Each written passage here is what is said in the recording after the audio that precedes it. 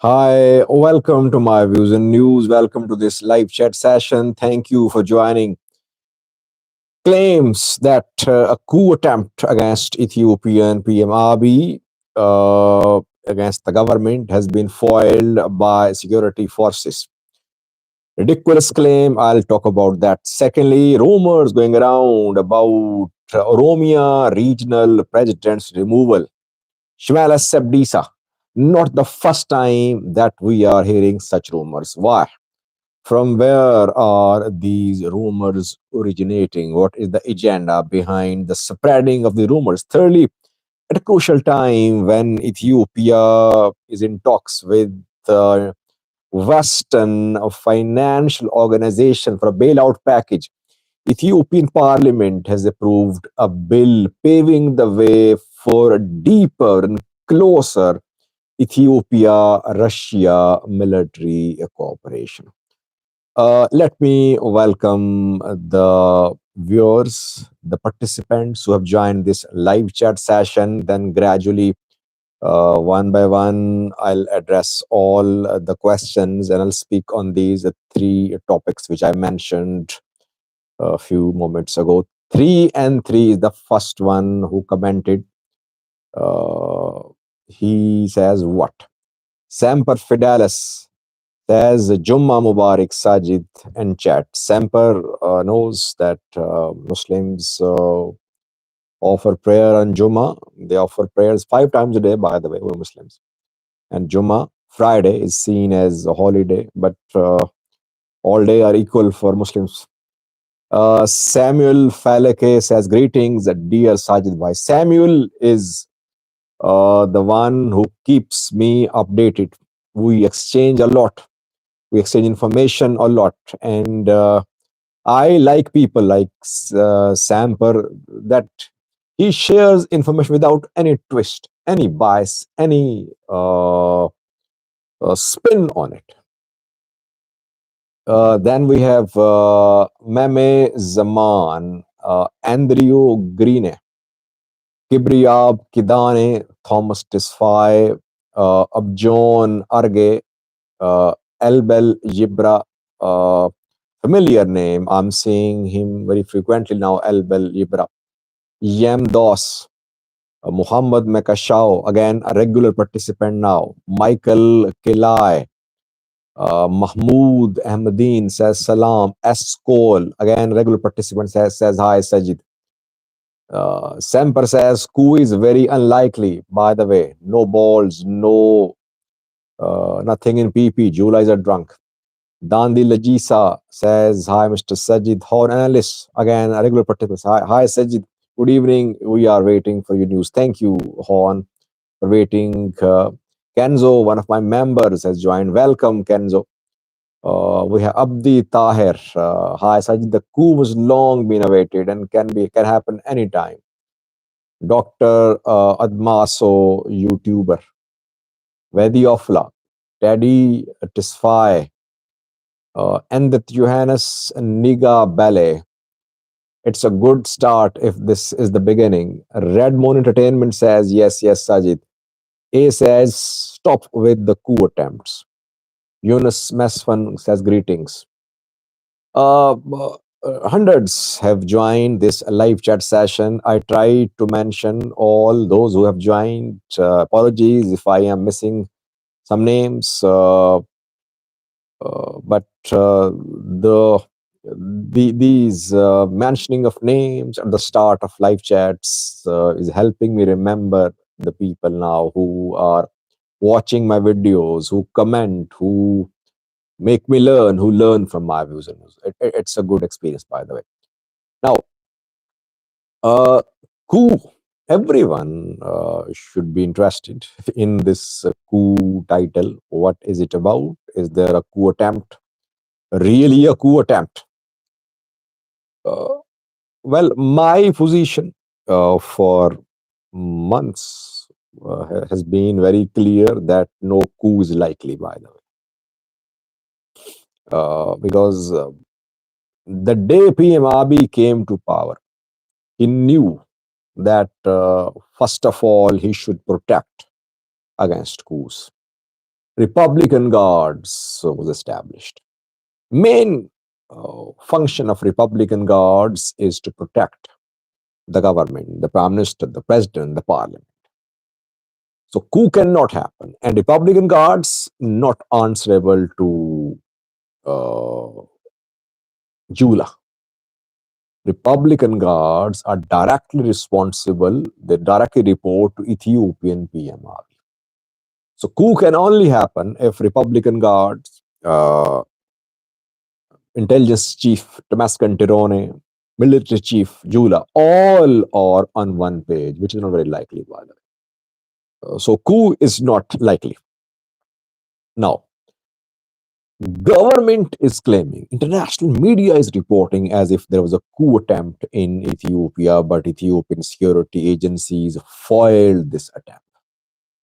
They are interpreting the statement released by the government about the arrest of Dandia as if Dandia tried to lead a coup against the government. And that is what government is trying to tell the international community, trying to tell the people in Ethiopia too, that Dandia was leading a plot to overthrow the government. We heard similar allegations against people arrested in Amhara region earlier this year. Intellectuals were arrested, teachers were arrested, and they were accused of plotting a coup. Journalists like Gopuz Sisse, they were accused of plotting a coup. Ethio 360 plotting a coup. That is what government says. Then all who are arrested in connection with state of emergency, they are accused of plotting a coup. The rally in Addis Ababa last Sunday was not allowed to be taken out. Again, it was said that the organizers were trying to create conflict in the capital city to create a crisis, and they were helping the entry of armed groups into the capital under the guise of the protest rally. So it was a sort of attempt to destabilize the government. So everything which the government is doing in terms of arrests of opposition workers, in terms of arrests of dissidents, is being portrayed as if government is doing that to stop coups. Any coup happened? No. Coup means that people from military, people from security agencies, they team up. They decide to remove the leader. That is what coup is. If people are struggling, they are part of a movement and they want to remove the prime minister, it cannot be called a coup. Coup is from within, by the way. So Dandia is being accused of plotting a coup. That is why Ola flag was shown from his house, recovered from his house, some weapons to a gun, a few pistols, some communication devices like laptops, mobile phone was shown, as if he was in touch with Ola, and Ola was planning to overthrow the government. Then arrest of an Ola member was shown from Dandia's house. But this story about alleged coup failed miserably. No one. Have you heard about a coup attempt in any part of the world in which only one man tried to stage a coup, and that man is a politician, and no other human being has been arrested in connection with this coup attempt? Only Taye Dandia. So alone, Taye Dandia with OLF flag, with two pistols, with one gun, with a laptop and a few mobile phones, that tried to stage a coup to remove the Ethiopian Prime Minister PM Abiy. Isn't it ridiculous? That is what international media is reporting, that the man arrested tried to stage a coup, government claims, but the coup attempt failed. I think the word Genocide is used wrongly by Ethiopian armed groups, others. Tigray kept on complaining, kept on saying that genocide of Tigrayans was being committed, but it could never be determined. Now, Amharas say Amhara genocide is being committed. Oromos say Oromo genocide is being committed. The word genocide is deliberately used in a wrong way. Same is the case with coup as well. Whenever people try to express themselves, they try to exercise their right to protest, their right to carry out curricular activities, they are portrayed as if they are staging a coup. So, government and groups in Ethiopia are making a mockery of two terms: genocide and coups. Dandia was not planning a coup. He just disagreed with the Prime Minister of Ethiopia, and he's paying the price for this disagreement. That is what coup, uh, type of coup, which happened in Ethiopia. Next, two new stories about Shimala Sabdisa's likely removal and Russia Ethiopia cooperation, military cooperation after a few minutes.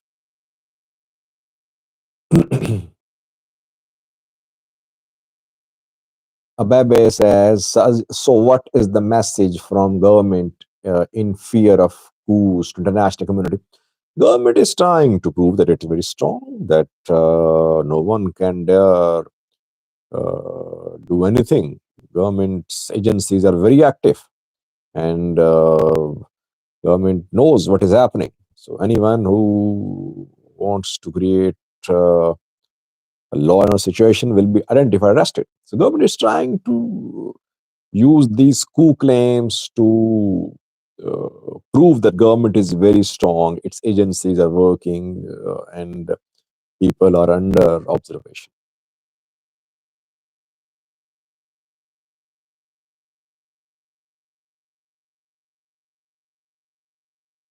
Zilalam says a successful coup is very unlikely in a state where an ethnic struggle is underway from all sides, and while the military is dominated by a leader of his own ethnic, not a way to a lasting solution yet. Coup cannot be staged by one man, by the coup can only be staged by one man in a country where military is the only powerful institution, like in Pakistan.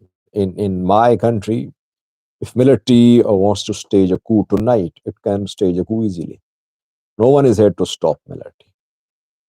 That is why I said there is no democracy in Pakistan. Elections are held, but elections don't mean there is a democracy. In Ethiopia, Jula is not the only powerful man. Republican guards is the guarantee of the protection of the government. Then Republican, then military, uh, and we have armed groups too, very strong armed groups like Ola, like Pano as well now, intelligence agencies now. So for a coup, you need to have you need to have several players on one page, which is not very likely. There could be some incident, maybe like we're seeing in the Amhara region, assassinations are happening there. It can happen anywhere, anytime in Ethiopia. But for coup, you need consultation and coordination between some top players, which is not possible in Ethiopia at this point of time, I think.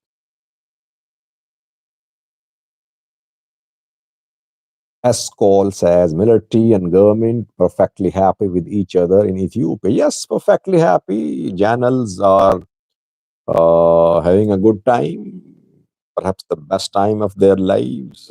They're fighting to, at the same time, they're being rewarded as well.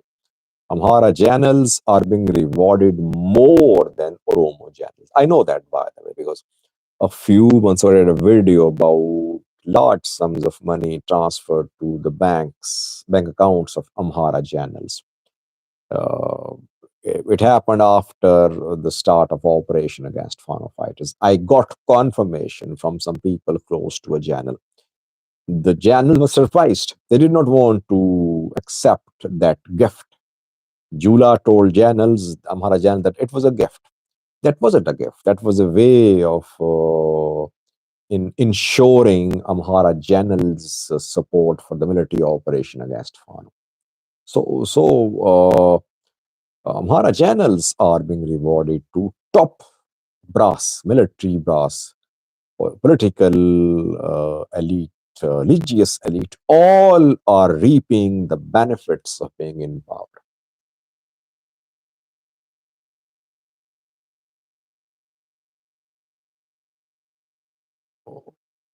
One day more and says, was there any attempt? If so, who did that? Government is claiming that Taha Dandia was the one who was plotting a coup, but it's just a claim. Nothing happened. He wasn't planning a coup.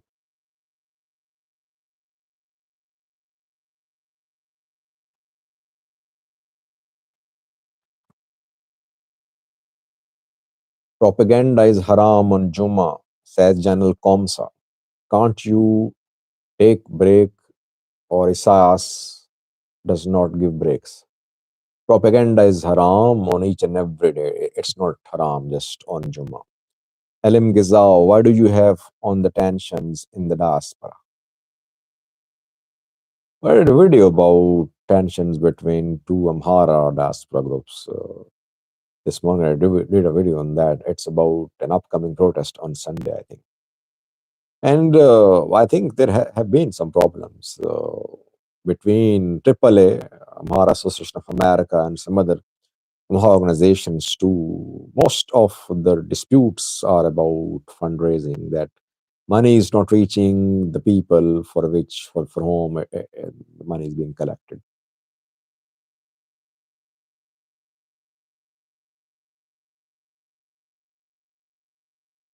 Do you believe the coup will be justified according to the facts of the leadership? Coup cannot happen. I give you my analysis that at this point of time, coup is not happening.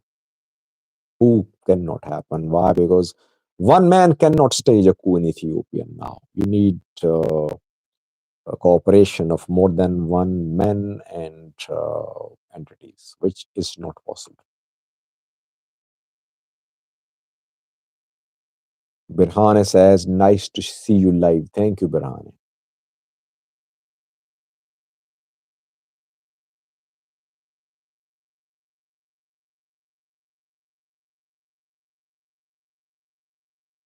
Now, second news story, which is about the Oromia regional president, Shimalis Abdisa. Is he going to be removed? Well, I got this information from some people who are close to government, by the way. They're asking, they said, Sajid, we heard that Shimalis is going to be removed. Have you heard anything about that? Let me share my analysis with you of the rumors. I have heard rumors about the removal of Shimalis Abdisa several times in the past 2 years. I think thrice or maybe four times I heard rumors this year, last year. There is a pattern, uh, there is a method behind spreading of these rumors. It's not that out of the blue rumors are spread, no. Systematic spreading of rumors about uh, removal of Shmalis Abdisa is what has been happening. Why? I reported yesterday that Oromia Prosperity Party members are disgruntled, not happy with the way Dandi has been treated. So Oromia PP, though Oromia PP has been uh, target of criticism from Tadandia, but still the way Tadandia's family is being treated, being expelled from government residence, his house being searched twice. People in Oromia are not happy. Oromo diaspora as well. I think they're not happy as well. So at this point of time, when some people are praising Tadandia as a hero, even Amharas are praising him, saying that he took a stand which should be appreciated. So at this point of time, when government could face backlash from the Oromia region, backlash from Prosperity Party members, deliberately such rumors are being spread that Shimala is going to be removed. Why? Maybe those who are spreading these rumors, they could be lured into thinking that they could be the next regional president. That is what I see behind these rumors. Shimalis isn't going anywhere. We heard earlier this year, Shimalis was about to be removed. Nothing. Shimalis is close to the Prime Minister of Ethiopia. Shimalis will only be removed if he comes in direct clash with the Prime Minister, like Tadendia.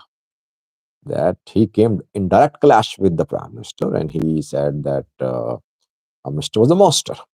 It was very strong language. So he was calling for this sort of treatment from the government, removal. But government is crossing some red lines too. So Shimalis isn't going to be removed. People in Oromia, Prosperity Party members in Oromia, are not happy. And they are big in number, not organized. It's difficult for dissidents within Prosperity Party and in opposition to organize. They are not allowed to organize. The day they start organizing, they'll be fixed. They'll be arrested.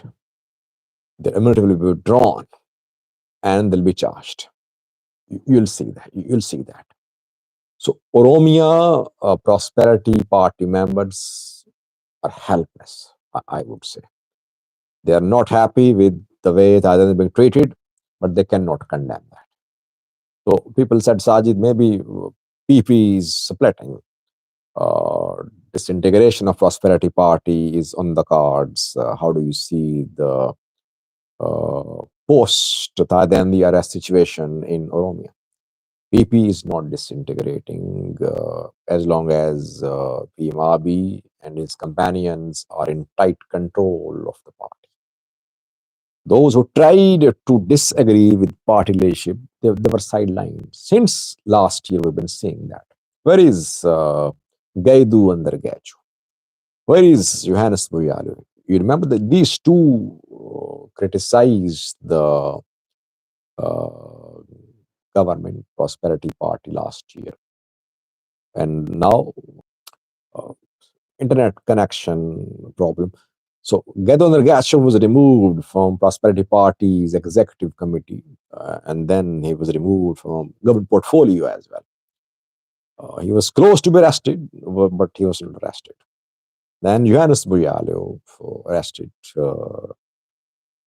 So I don't think that any anti Abiy bloc in PP can take a strong and formidable shape in the Prosperity Party.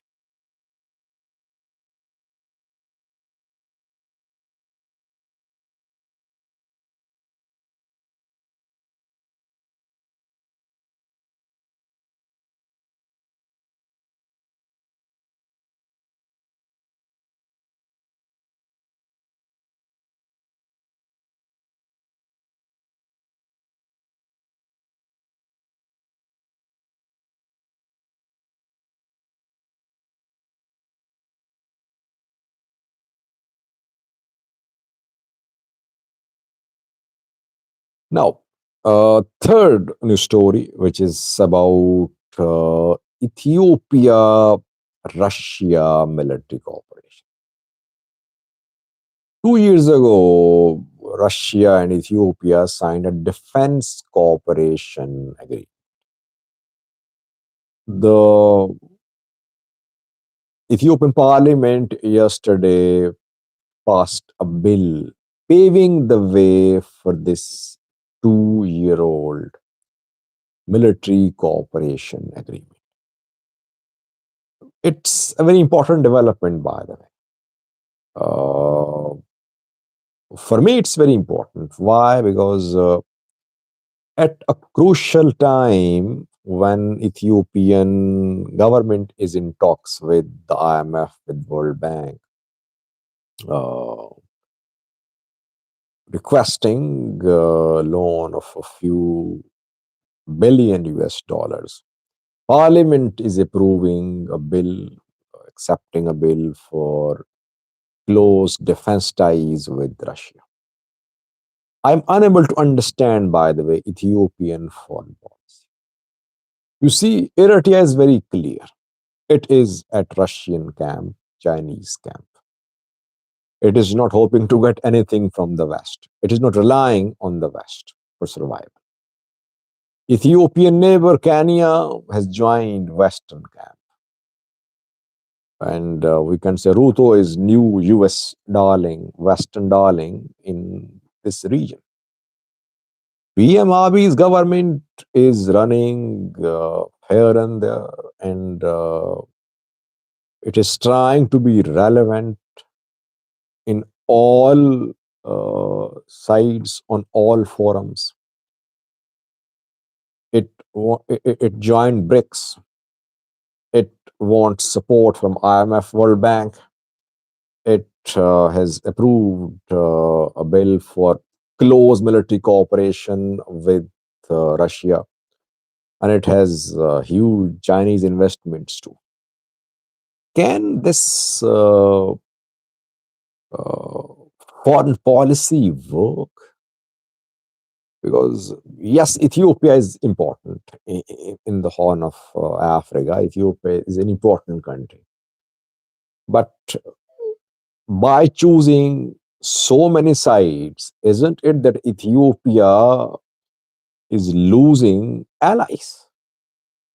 Which country is now closest Ethiopian ally? China, can we say that?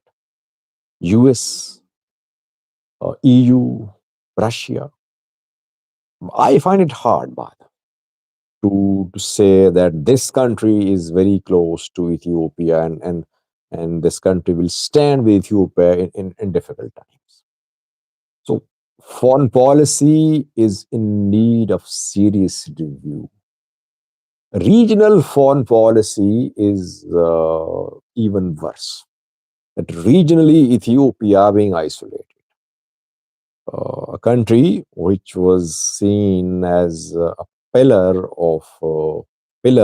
and anchor for peace and stability in the Horn of Africa, now has lost its regional clout. That is what my take is on the passing of a bill by Ethiopian parliament about Russia-Ethiopia military cooperation.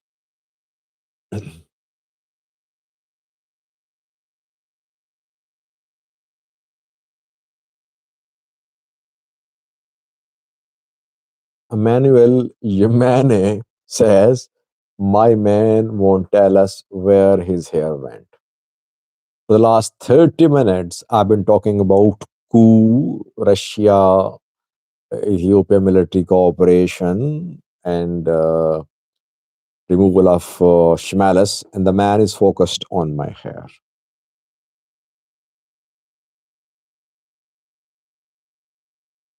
Kidusan is asking a question about the talks between Eurobond creditors and Ethiopian finance minister. How did the talks turn out? Talks ongoing. I think Ethiopia has refused to pay 33 million US dollars, saying that it wants to deal all the creditors equitably. So Ethiopia does not want to pay 33 million US dollars interest on Euro bonds. Let's see how creditors respond.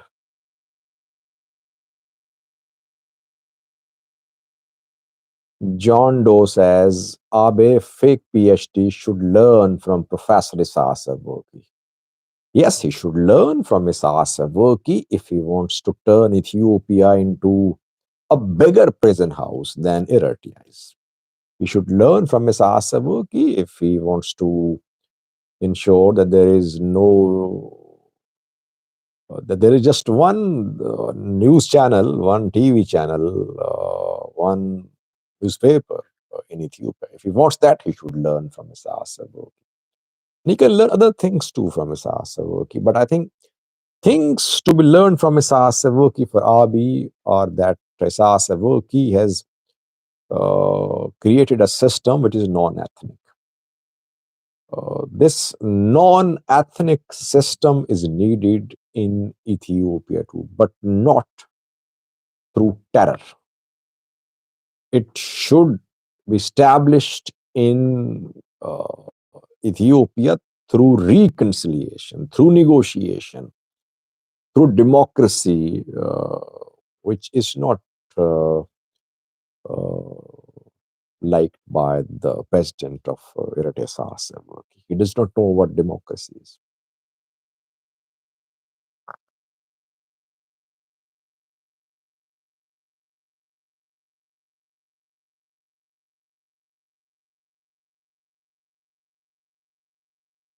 S is asking a question: when will the palace with three artificial lakes be finished? What does it matter? I mean, when it is going to be finished? What does it have for the people of Ethiopia or for Ethiopia as a country? What will Ethiopia get from this palace? Will there be creation of millions of jobs after this project? So, will it lead to some big decisions which would put an end to droughts in Ethiopia, or which would end conflicts in Ethiopia? Building of palace, finishing of palace is basically a matter which is relevant to Ethiopian ruling elite. People shouldn't worry about this thing.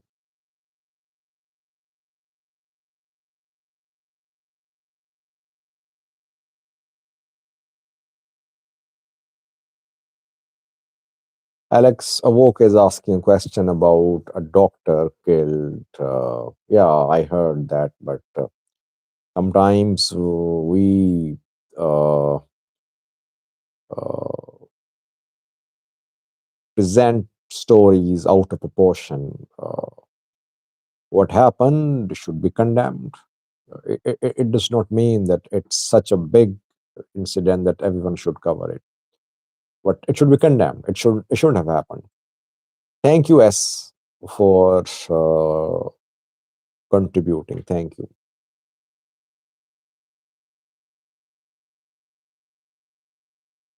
Zim is saying, Sajid, you should get a condo in Abe Palace area.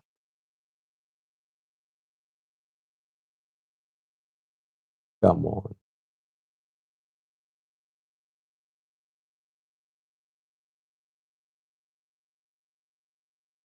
Samuel is asking about upcoming Ethiopia UAE Air Force parade in Addis Ababa. What is the intention or message? Yeah, I know that. I did a video on that almost a week ago. We are looking forward to it because I want to see the type of weapons there, by the way. I'm interested in the weaponry going to be displayed there. What will Ethiopia show there? And which types of weapons will be displayed by the UE, which planes and drones will be sent by the UE. That is more of that will be interesting for me to see. Its significance is that UE is on Ethiopian side. UE and Ethiopia are key allies now. Oh, I think they are mostly on the same page when it comes to regional issues. Uh, Sudan, you see that UE supporting rapid support forces publicly. Abiy is not being trusted by uh, Burhan. Tekim Tafira says hello. Hello, Tekim. So Abiy is not being trusted by Burhan. Maybe Burhan believes or Burhan has credible intelligence that Abiy is supporting rapid support forces. RSF and uh, so Ethiopia, UAE on the same page in Sudan, largely I would say. Somaliland, where Ethiopia might try to gain a foothold. UAE built a port there, but Ethiopia could not honor its commitment of investing in the port. So uh, maybe Ethiopia might need to be back in Berbera. And for that, Ethiopia needs UAE's support. Ethiopia not on good terms with Djibouti these days. And Djibouti UAE are, I think, contesting a case at an international court. Uh, Ethiopia Eritrea relations not very friendly these days. UAE Eritrea relations not very ideal these days either. I have not seen any discussions, high level meetings between Eritrean and UAE leaders. So you see that Abiy and Mohammed Zaid al Nahyan are now allies, unofficial allies. They're almost on the same page on most of the regional issues.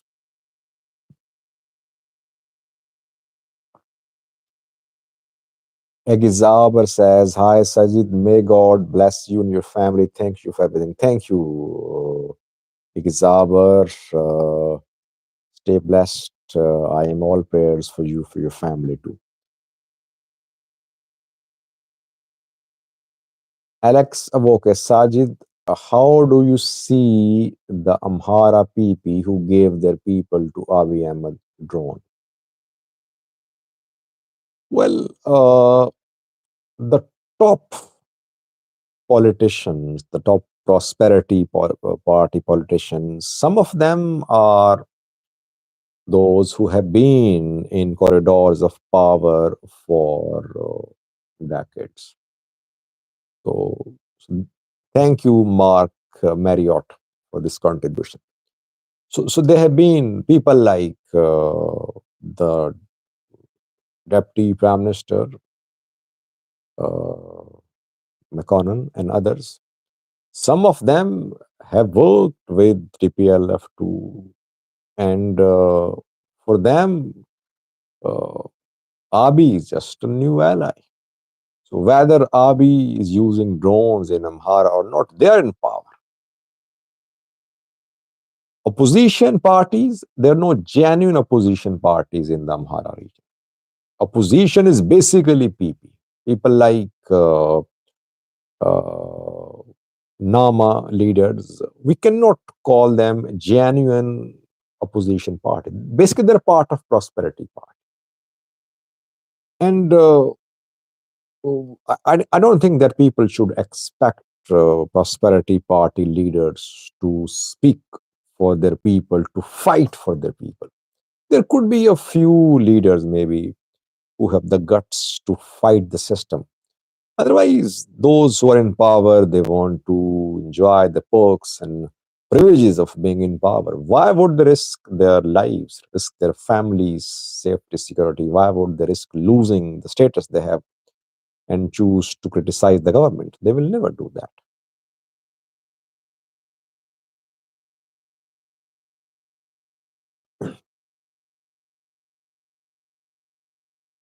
Escol, why are massacres in Oromia so common compared to the regions? Massacres are happening other parts of Ethiopia too. Oromia is a bigger region in terms of population and perhaps sensitive to large Amhara population in border areas. And then there is orthodox versus no orthodox issue as well. And then the new phenomena of Oromo versus Amhara political elite for dominance in Ethiopia is also having impact on the harmony, religious harmony, ethnic harmony in Oromia. And second, and lastly, Ola. Ola is a key player. Ola is the biggest, the most organized armed player in Ethiopia now. All these factors are the reasons behind massacres in uh, Oromia region.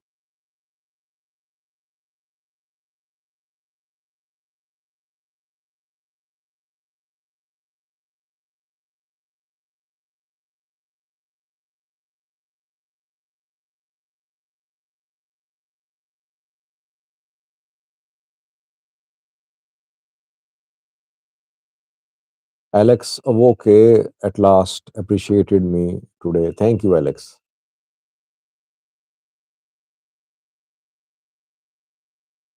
Volde Tensai, I think, joined late. He's saying, who is going to lead the coup against PP? No one. Do not justify the massacres. I'm not justifying Eskahun. I don't justify massacres. Wherever people die, wherever civilians die, it should be condemned. I don't justify massacres. We're just only analyzing the reason behind more massacres in a region than other parts of the country. But all massacres should be condemned, whether of Oromos, Amharas, Tigrayans.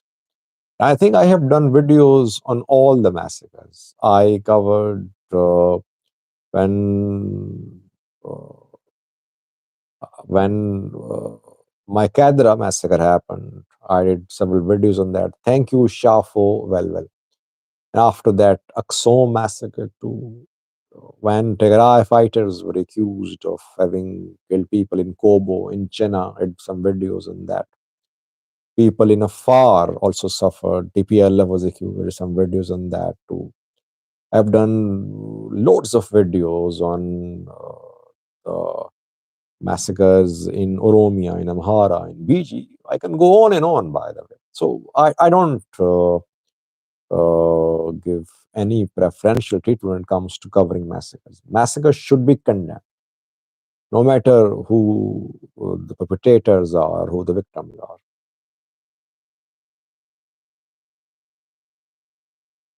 Millions of Orthodox Oromos, my friend. Yes, I'm not saying that all Oromos are non-Orthodox. I'm not saying that. Faraz Noor says, welcome Sajid Bhai. Thank you, Faraz.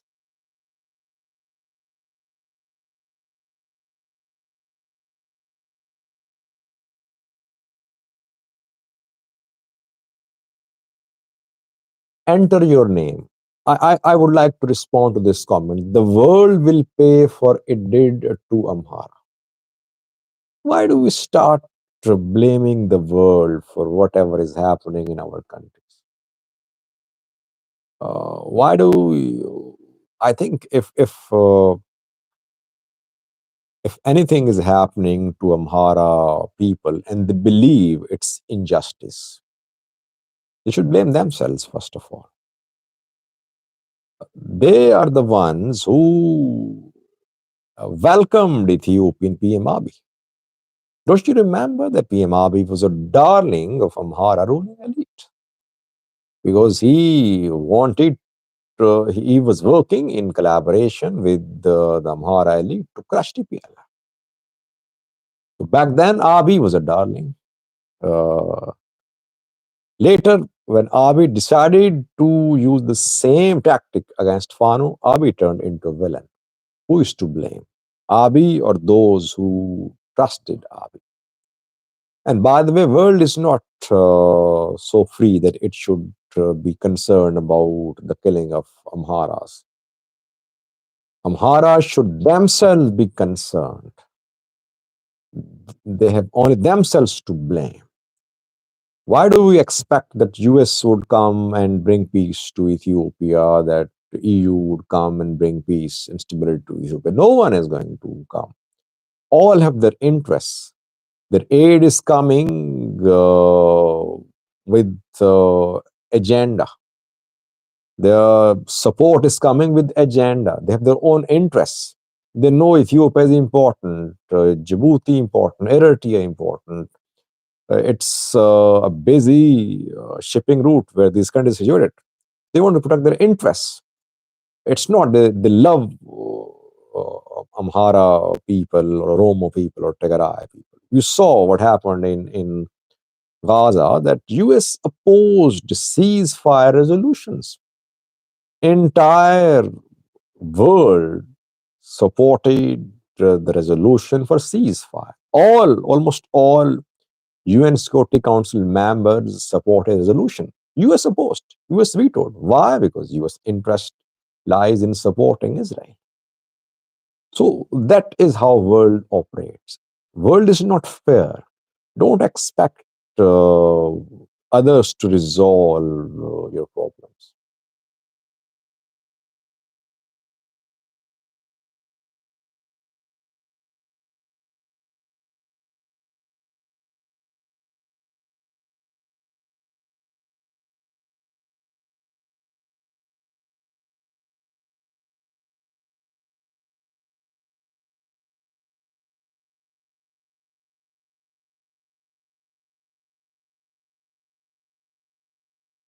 Robson says, Sadi the realist. I talk to people, by the way, people from aid organizations, people from diplomatic circles. So I talk to them, so I know what they're thinking. And I cannot share each and everything on this channel. Obviously, there are some limitations too. So people have their agendas, countries have their agendas too.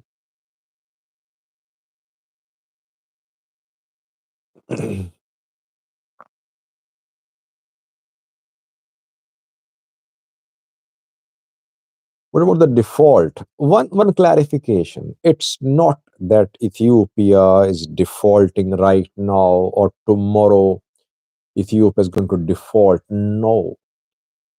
The default was only on interest payment on euro bonds. Ethiopian loan repayments for 2023 2024 have been suspended by Paris Club members, China, other countries too.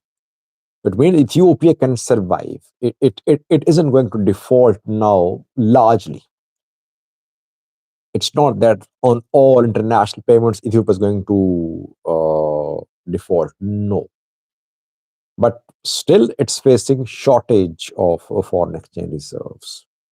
Its birr is declining in value. It is not uh, getting any foreign direct investments. So economic problems ongoing, but it's not that Ethiopia is going to default tomorrow.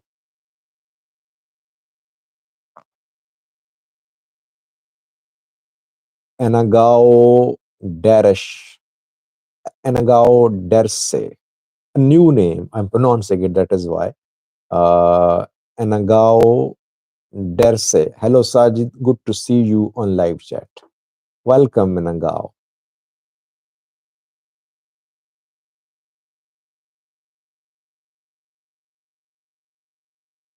S call Sajid. Hopefully, one day, God willing, you would be able to visit Ethiopia. I would love to visit Ethiopia, by the way.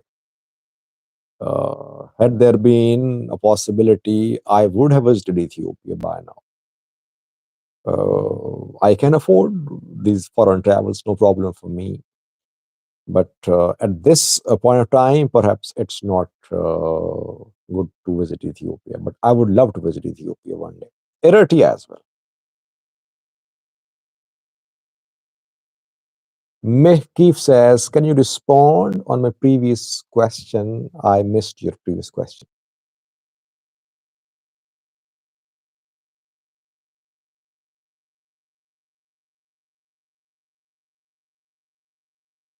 Some viewers are exchanging views in comments. It's good to see, by the way. I like it. They talk to me, they talk among themselves too.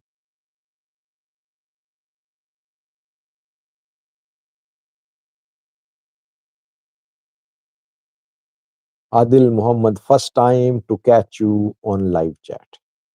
Thank you, Adil. I do daily live chats around this time.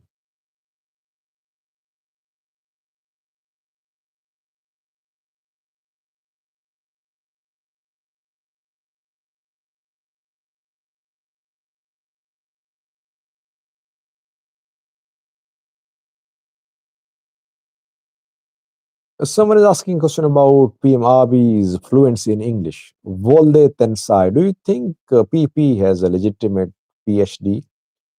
You're talking about, I think, Prime Minister of Ethiopia. He cannot even speak English fluently. Well, speaking of English does not be seen as the ultimate test of someone being capable of having secured a degree. I think if he has earned a degree, he should be judged on what he learned, what was his subject. I think his degree, his PhD was about conflict resolution. That is what I have heard, by the way. I've not seen that.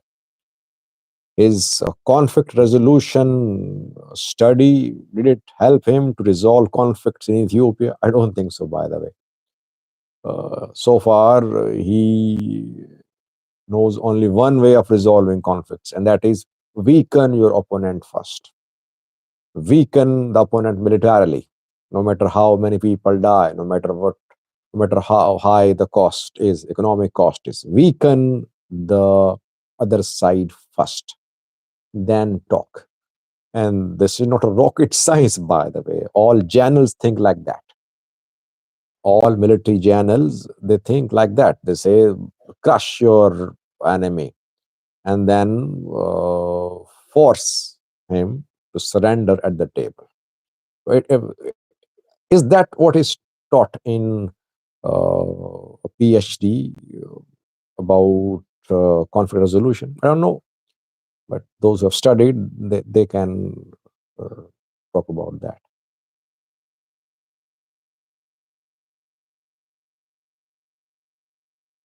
Sikkim says, when you come to Ethiopia, bring your own mattress and blanket. Blanket, you know. Why? Why should I bring my mattress and blanket? I mean, I can buy from Ethiopia too.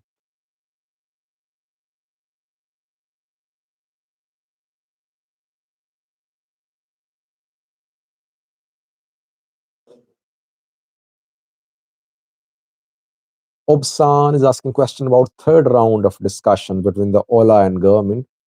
And information, I have no information.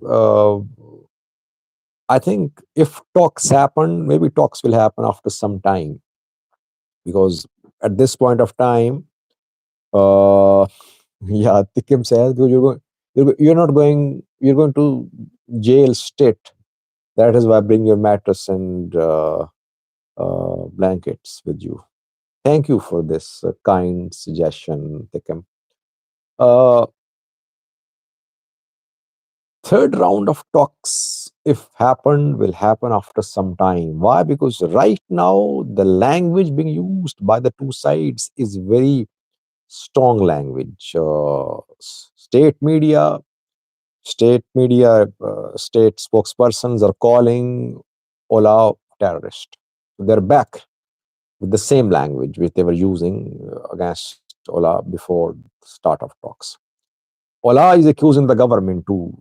All are the same. And just yesterday, we saw a statement from the Oromo Liberation Front accusing the government of atrocities, of deaths of dozens of people in the last 2 months or so. So temperature is rising between Ola and government now. Talks in coming days, not likely. Talks will happen after some time, maybe after a few weeks, months, if The two sides agreed on the third round of talks.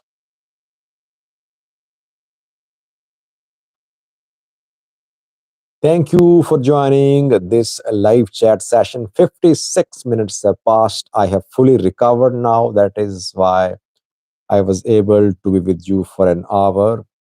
I returned home on Monday. I wasn't feeling well, but gradually I have managed to recover, and now we can have long live chats. Thank you. You take time out for these live chats. You listen to me. I read your comments. I respond to your questions. We learn from each other. Stay in touch. If you have any information which is not being shared on this channel, no, I did not get COVID.